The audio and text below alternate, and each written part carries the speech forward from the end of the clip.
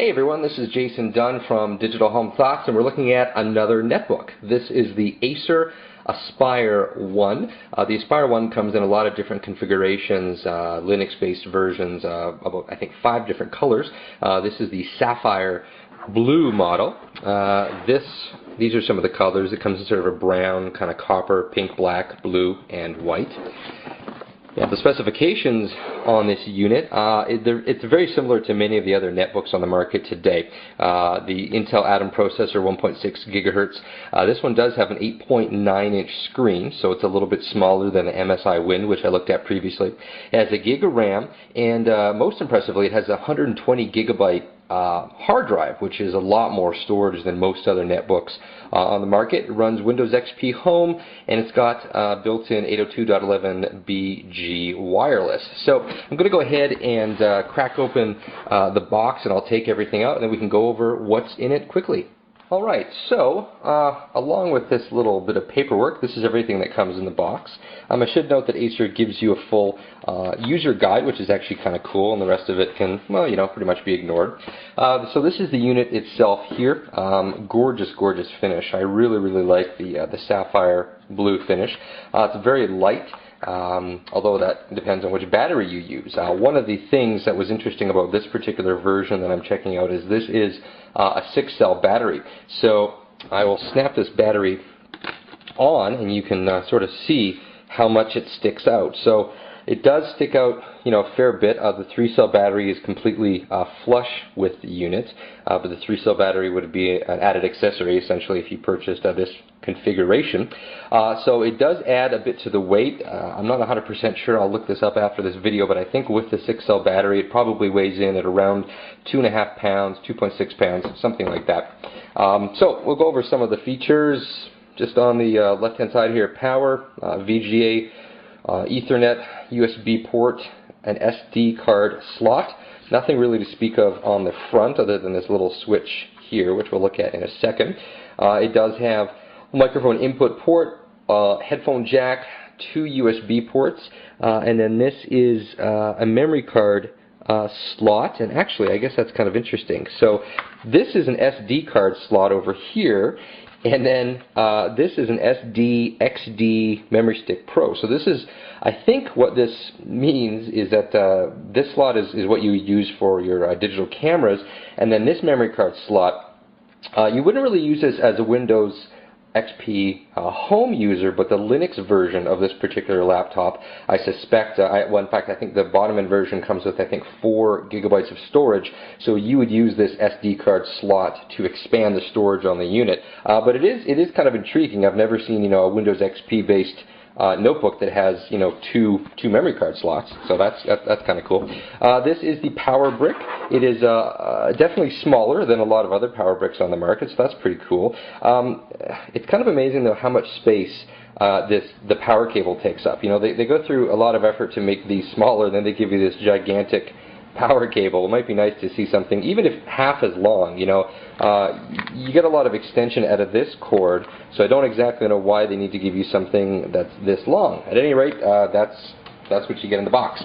And you also do get this sort of fake leather sleeve, but it's really nice. It fits the unit quite well, although the battery will, of course, kind of slide out the back a little bit because it's not quite tall enough to encompass the entire thing. Boy, this is kind of fun trying to get it in. So there you go. So it actually covers up pretty much the whole thing. This humps out a little bit, but I really like this. This is really nice that Acer decided to include that. So now I'll cut again, and then we will open up the laptop and take a look at it inside. Alright, so here it is all booted up. The screen resolution is 1024 wide by 600 tall.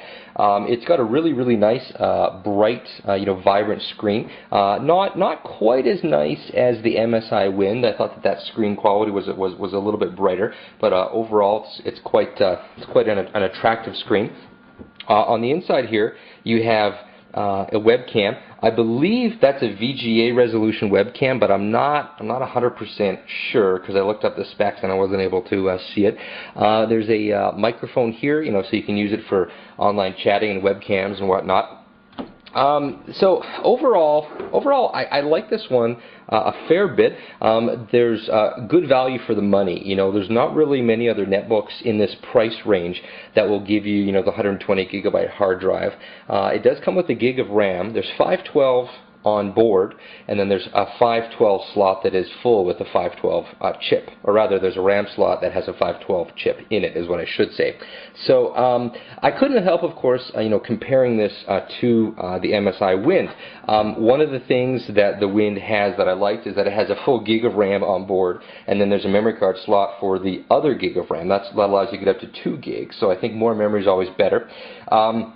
The keyboard on this thing is pretty good. One of the things that I personally didn't like, being in Canada, is Asus has made a multilingual keyboard, so it's a little bit hard to see here. But if you look closely, you can see that there's actually, you know, French alternate. All these kind of turquoise, all the turquoise text are essentially French Canadian alternate buttons. So for me, when I look at this keyboard, it makes it just really a bit, you know, kind of visually confusing, and I wasn't terribly fond of that. Probably the single biggest thing that I actually didn't like about it is the fan noise. So basically, right here is where the fan noise is coming from. Now, what's really kind of baffling about that is, you know, on the MSI Wind and really on pretty much every other netbook that I've looked at, the Intel Atom processor is so low powered, it has very, very low heat output. So it's kind of baffling that this fan in the Acer Aspire 1, it never really shuts off. It seems like as long as the unit is on, the fan continues to go. And for me, that was just unacceptable. I guess maybe you could say I'm a bit picky, but again, you know, comparing it to the MSI Wind and even the HP 2133 Mini Note, there's not really a whole lot of reason for a unit this size, you know, to have a fan that's being constantly on. And yeah, so for me, that was one of the kind of the significant trouble points on this. The other thing I wasn't too fond of is just like the HP Mini Note, the left and the right mouse buttons are on either side.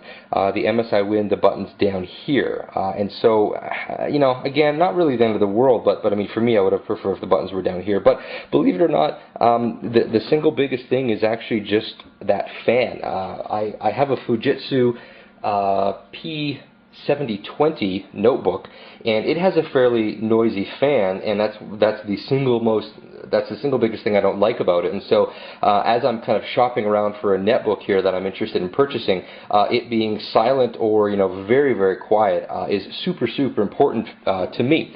Now, I didn't notice any you know, performance problems with this unit. Again, it has the same CPU that, you know, all the netbooks have, you know, that are based on the Atom processor. So you're not really going to find a whole lot in terms of differences between this netbook and the other netbook. So really, you know, performance-wise, they're all pretty close. So a lot of it just comes down to, you know, battery life, the amount of RAM on board, the hard drive size, and again, just some of the aesthetics. So overall, the Acer Aspire 1 is, it's a gorgeous little netbook. I mean, I adore the blue finish. I think it's just totally sexy. I think it has a really, really nice design. With the 6-cell battery, I didn't do any heavy testing, but everything I've read online said that the 6-cell battery would give you about 5 to 5.5 hours of battery life, so that's great. So for some people, the Acer Aspire 1 may be, you know, the perfect little netbook. For me, I'm willing to spend, you know, a little bit more money and get the MSI Wind in black with the 6-cell battery. So I'm just kind of waiting to do that, and that kind of wraps it up. So if Acer would have made this thing quiet, I would have been very, very interested in it. And if they would have, you know, maybe, again, just in the Canadian version, if they wouldn't have put a multilingual keyboard on it, that would have also maybe made me like it a little bit more. So that's about it for my thoughts on the Acer Aspire 1. If you have any questions, post them in the comments and I'll try to answer them. Once again, it's Jason Dunn from Digital Home Thoughts.